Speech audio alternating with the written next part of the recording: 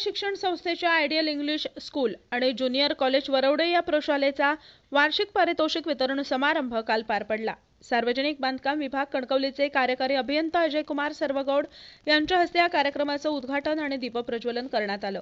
या कार्यक्रमादरम्यान साने गुरुजी कथनमाला यांच्या वतीने आयडियलच्या मुख्याध्यापिका सौ अर्चना देसाई आणि प्रशालेच्या शिक्षिका सौ श्वेता गावडे यांचा देखील मानसन्मान करण्यात आला। या कार्यक्रमात कार्यकारी अभियंता अजय कुमार सर्वगौड यांचं फार मोलाचं मार्गदर्शन उपस्थित विद्यार्थ्यांना लाभलं।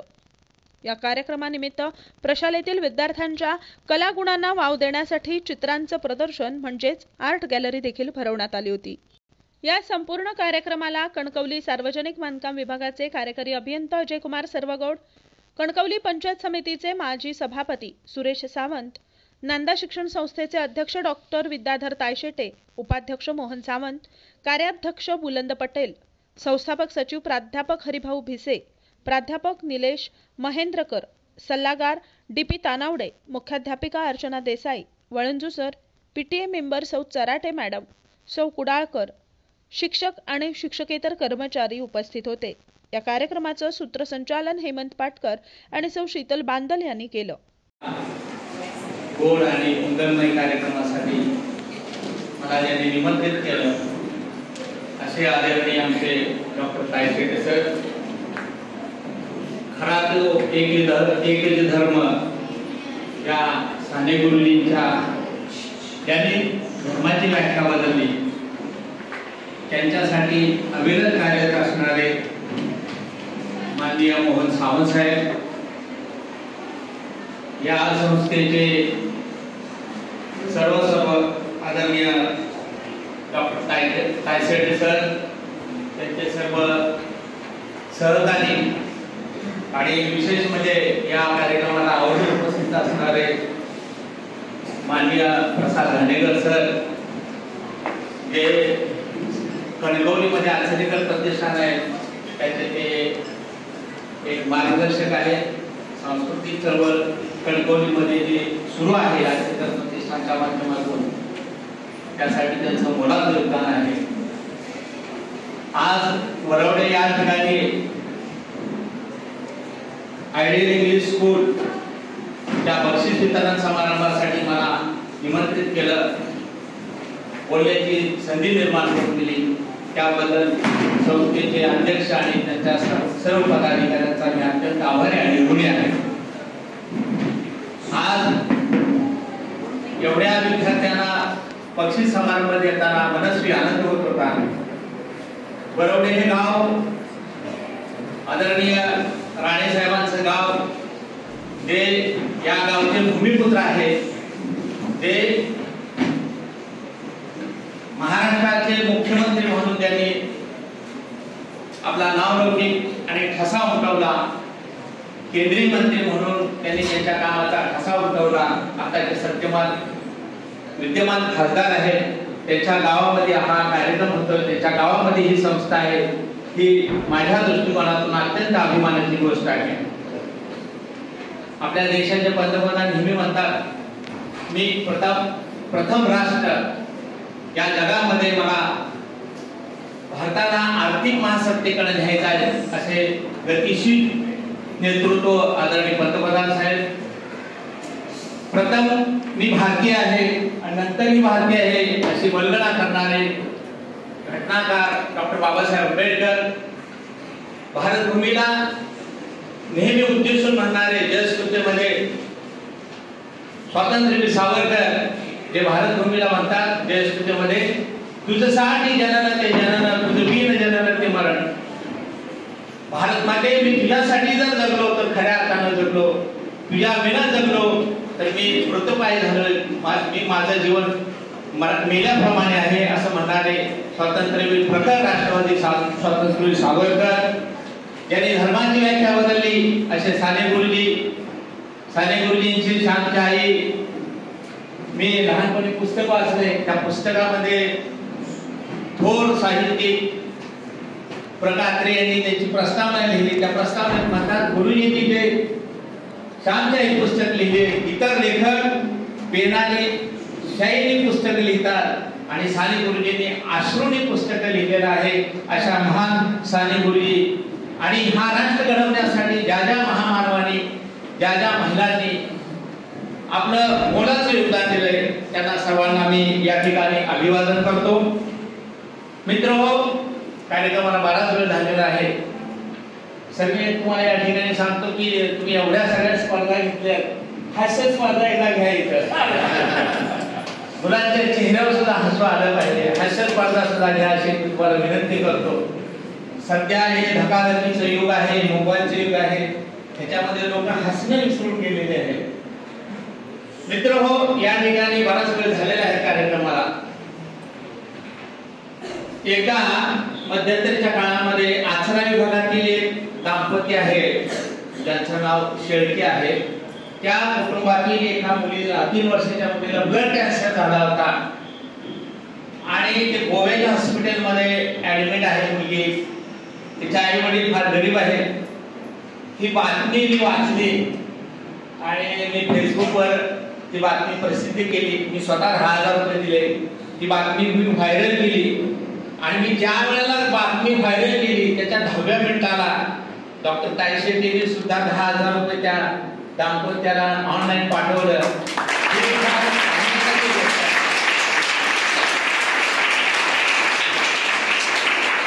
अत्यंत संवेदनशील डॉक्टर लोक संवेदनशील नाहीत राहिले आता. म्हणजे आता कुठल्या क्षेत्रात संवेदनशील राहिले नाहीत, पण संवेदनशील मनाचा हा डॉक्टर आणि कोमल मनाचे डॉक्टर आहेत. म्हणून तर ते साने गुरुजींच्या विचार असे जुळलेले आहेत. तर त्यांच्या बरोबर या ठिकाणी मला बोलण्याची संधी मिळाली. मी स्वतःला भाग्यवान समजतो. मित्र, एक 2 छोट्याशा गोष्टी सांगतो. एक ज्ञानी माणूस असतो, एक फार श्रीमंत गर्व श्रीमंत माणूस असतो. त्या दोघांच्या चर्चा होती, जगात श्रेष्ठ कोण. तो ज्ञानी माणूस म्हणतो पैशावाले श्रेष्ठ. तो पैशावाला म्हणतो नाही रे, याचं मला अजून काही कोडं उघडलं नाही. ते म्हणते चला आपण फिरायला जाऊ. ते दोघं फिरत असतात. पूर्वीच्या काळामध्ये एका राज्यातून दुसऱ्या राज्यात जाणं म्हणजे जरा थोडं बंधनकारक असते. आधी जाता येत नाही एका देशातून दुसऱ्या देशात. ते फिरता फिरता दुसऱ्या राज्यात जातात. दुसऱ्या राज्यात गेल्यानंतर त्या राज्याचे सैनिक त्या दोघांना पकडतात, राजदरबारी नेतात. राजदरबारी नेल्यानंतर काय करतो राजा, मग ह्या दोघांना पैसे द्या.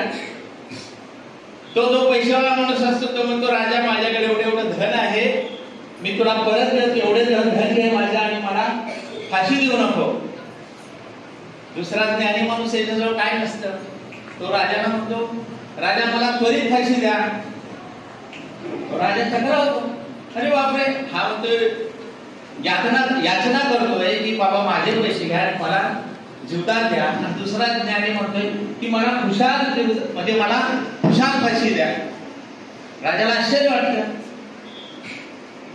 मग राजा त्याला विचारतो तू मरणाला घाबरत का नाहीस. तो राजा असा विषय आहे की आम्ही परराज्यातून आलोय. परराज्यातल्या राजाला असं वाटलं की आम्ही दोघं त्या राज्यामध्ये साडेसाती आहोत, म्हणून त्यांनी आम्हाला जाणीवपूर्वक त्या राज्यामध्ये पाठवलेलं आहे. आम्हाला जर तुम्ही फाशी दिली तर आमच्या राज्याची ती साडेसाती ती नष्ट होईल आणि तुमच्या मागे साडेसाती लागेल. मग राजा घाबरतो. राजा त्या दोघांना सोडीत देतो, त्यांना जीवदान देतो. मित्र, सांगायची गोष्ट असं आहे, पैसा श्रेष्ठ नाही तर ज्ञान श्रेष्ठ आहे. डॉक्टर बाबासाहेब आंबेडकर म्हणतात की जर तुम्ही ज्ञान कमवलं तर तुमचं ज्ञान हे संपत्तीचे रक्षण करेल आणि तुमचंही रक्षण करेल. तर मित्र हो, यावेळेला भविष्यात मोठे व्हाल, या भारताचे नागरिक व्हाल, त्यामुळे तुम्ही ज्ञानी व्हा. पैसे होऊ नका असं नाही म्हणत, प्रथम ज्ञानी व्हा. दुसरी एक छोटीशी गोष्ट सांगतो. एक राजा असतो, त्या राजाला एकदा प्रश्न पडतो की ज्ञान श्रेष्ठ का चारित्र्य श्रेष्ठ. तर राजदरबारामध्ये म्हणजे धर्मगुरू असतो, त्या धर्मगुरूला विचारतो की धर्मगुरू ज्ञान श्रेष्ठ का चारित्र्य श्रेष्ठ. मग तो धर्मगुरू आहे तो राजाला म्हणतो मी तुला याचं उत्तर 8 दिवसाने देईन. मग एके दिवशी राजा त्याच्या शयनगृहामध्ये निद्रास्त झालेला असतो आणि तो धर्मगुरू त्या शय्यागृहात जातो आणि राजाच्या तिजोरीमधून मोहरा चोरतो आणि तो निघून जातो. राजाच्या लक्षात येतं, अरे हा धर्मगुरू आहे, हा चोरी करतोय. पण त्यांना असं वाटतं की हा धर्मगुरू हुशार आहे, ज्ञानी आहे, कदाचित त्याला पैशाची गरज असेल, मोहराची गरज असेल, पण त्याला मना मारण्यासाठी संकोच वाटत असेल म्हणून त्याने कदाचित चोरी केली असेल. थोडा राजा स्वतःची समजूत घालतो. दुसऱ्या दिवशी तो धर्मगुरू त्याच पद्धतीने चोरी करतो. मग राजाच्या लक्षात येतं, हा धर्मगुरू जो आहे हा धर्मगुरू नाही तर हा चोर. दुसऱ्या दिवशी ज्या वेळेला दरबारामध्ये तो धर्मगुरू येतो त्यावेळेला राजा उठून उभा राहत नाही. राजाची खात्री झालेली असते की हा धर्मगुरू नाही, हा ज्ञानाचं आणि अध्यात्माचं कागड पांघरून त्याच्या पाठीमागे चोर आहे. मग राजा त्याच्याकडे पाहत नाही, त्या धर्मगुरूचं वंदनही करत नाही. मग तो राजा त्या धर्मगुरूकडे असं थोड्या रागानं पाहतो आणि त्याच वेळेला तो धर्मगुरू उठतो आणि म्हणजे पहिल्या दिवशी आणि दुसऱ्या दिवशी चोरी केलेल्या ज्या मोहरा आहेत त्याच्या जवळ ठेवतो आणि सांगतो की ज्ञानापेक्षा सुद्धा चारित्र्य श्रेष्ठ आहे. पैशापेक्षा ज्ञान श्रेष्ठ आहे, ज्ञानापेक्षा चारित्र्य श्रेष्ठ आहे. तर मित्रहो, मृत्यूला जरी सामोरं जावं लागलं तरी घाबरू नका, पण चारित्र्यही होऊ नका. चारित्र्य संपन्न म्हणून तुम्ही जीवन जगा. आपल्या देशाच्या लोकशाहीच्या सर्व यंत्रणा, नुसतं राजकारणच नाही, बरोबर ना सर? नुसतं राजकारणच नाही, सर्व क्षेत्रामध्ये जे अधोपतन झालेलं आहे लोकशाहीमध्ये, याचं कारण की आम्ही चारित्र्यहीन आहोत. चारित्र्यहीन म्हणजे काय? चोरी न करणं, खोटं न बोलणं, ज्या ज्या गोष्टी चारित्र्याला लागतात. मित्रांनो, तुम्हाला एक सांगतो, मी 2009 पासून एकदम सुखी आणि समृद्ध आहे. त्याचं कारण काय?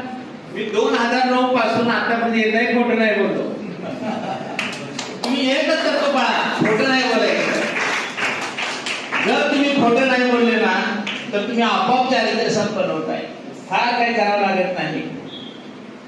तर मित्रहो, या कोकणाला फार मोठी एक परंपरा आहे. माझी 39 वर्ष सर्व्हिस झालेली आहे, त्यातली 37 वर्षे मी कोकणात माझे प्रशासकीय सेवा बजावलेली आहे. मला अनेक वेळा माझं गाव पंढरपूर, मला अनेक वेळा माझे नातेवाईक सांगतात की तू आमच्या जिल्ह्यात ये बाबा. मी जाणीवपूर्वक माझ्या जिल्ह्यामध्ये गेलो नाही. याचं कारण का? कोकणामधील जे लोक निपजले यांनी महाराष्ट्रावरच नव्हे तर देशावर, जगावर उपकार केलेले आहेत. तुम्हाला जर कधी वेळ मिळाला तर माधव कदम साहेब यांनी 2 पुस्तकं लिहिलेले आहेत. मी आता तुम्हाला इथं त्याचे नाव वाचून दाखवतो. कोकणाची थोर नररत्ने भाग 1 आणि भाग 2. ज्यावेळी 2 पुस्तकं मी वाचलं त्यावेळी माझ्या लक्षात आलं, म्हणजे पूर्वी मला माहित होतं की बाबा वासुदेवन, फडके, बाबासाहेब आंबेडकर, सावरकर, टिळक हे जे ठराविक महत्वाचे जे नेते होते त्यांच्याबद्दल मला माहिती होती. ज्यावेळी हे पुस्तक वाचलं त्यावेळेला माझ्या बऱ्याच गोष्टी लक्षात आलं की सचिन तेंडुलकर, गावस्कर, दादासाहेब माळवणकर हे नाव मला माहित नव्हतं. दादासाहेब माळवणकर हे आपल्या कोकणातले आणि लोकसभेचे पहिले अध्यक्ष, कुणालाच माहित नव्हतं. आणि ज्यावेळी हे पुस्तक वाचलं त्यावेळी आम्ही जे कणकवलीमध्ये रेस्टॉरंट आणलंय कणक सिंधू नावाचं, त्याच्यामध्ये एक छोटंसं सभागृह आहे. त्या सभागृहाला आम्ही नाव दिलंय दादासाहेब माळवणकर सभागृह. लोक विचारतात हे कोण? मित्रांनो, मी तुम्हाला सांगतो, जे लोक इतिहास विसरतात ते लोक इतिहास घडवू शकत नाही. कोकणाला एक समृद्ध परंपरा आहे. जागतिक कीर्तीचे लोक या रायगड, रत्नागिरी आणि सिंधुदुर्ग मध्ये होऊन गेलेले आहेत. तो वारसा आपल्याला चालवायचा आहे आणि तो वारसा आपण चालवत नाही म्हणून लोकशाहीचं अधपतन झालं असं एक माझी ठाम धारणा आहे. मित्रांनो, मी अनेक भाषणामध्ये सांगतो, जपानचं उदाहरण. जपानचं दरडोई उत्पन्न सर्वात जास्त आहे. पण देश केवढा? महाराष्ट्रामध्ये जो मोठा जिल्हा आहे नगर 3 नगरचे जिल्हे म्हणजे जपान. त्या जपानला अमेरिका सुद्धा घाबरते. त्यांच्याकडे सैन्य नाही. का घाबरते? टेक्नॉलॉजीमुळे. अमेरिकेची अर्थव्यवस्था खिळखिळीत करू शकतात एवढी जापनीस माणसाच्या मध्ये क्षमता आहे. मग जपान जर दरडोई उत्पन्नामध्ये जगात 1 नंबर असेल तर आम्ही का नाही होऊ शकत? जापनीज माणसाचा काय मेंदू 10 किलोचा आहे का, त्यांना 4 हात आहे? काही नाही, आपल्यासारखीच ती माणसं आहेत, पण ते राष्ट्रासाठी काम करतात. आम्ही राष्ट्रासाठी काम करत नाही. मित्र, पी चिदंबरम ज्या वेळेला अर्थमंत्री होते त्यावेळेला रुपयाचं अवमूल्यन होत होतं. आजही होते. आज तर मला वाटतं 80च्या पुढे, त्यावेळेस 67 होतं. आपली अर्थव्यवस्था फार निकामी झालेली. ज्या वेळेला आता संरक्षण मंत्र्यांनी जो अर्थसंकल्प मांडला त्याच्यामध्ये 46 लाख हजार कोटीचा अर्थसंकल्प मांडला. त्याच वेळेला काय 200 लाख हजार कोटीचं कर्ज आपल्या देशावर आहे. ही चित्र फार विदारक आहे.